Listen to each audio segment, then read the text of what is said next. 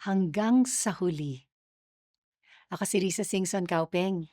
Magkape't pandasal muna tayo.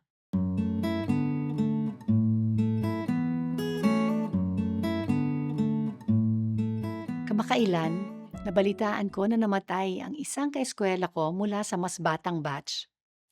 Parami ng parami ang kilala kong namamatay at sa bawat araw na tayo'y buhay, lumalapit din sa atin ang kamatayan. I can't help but think of my own death, especially since I've faced serious health issues before. I read Second Timothy recently, and it's believed to be the last epistle that St. Paul wrote before he died. He knows his death by martyrdom is coming soon.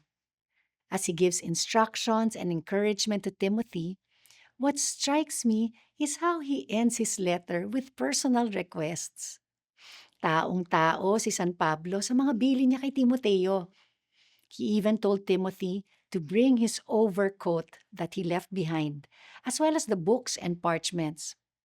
Ibig sabihin, giniginaw siya sa preso lalo na't pa-winter na. About this passage, American pastor and author Chuck Swindoll pointed out the humanity of Paul and that even in distressing conditions, he still wanted to study and write till the end. Nakaka-inspire, di ba? Especially for me, because there are days when I'd rather stick to my need for comfort from an overcoat instead of working, reading, or writing.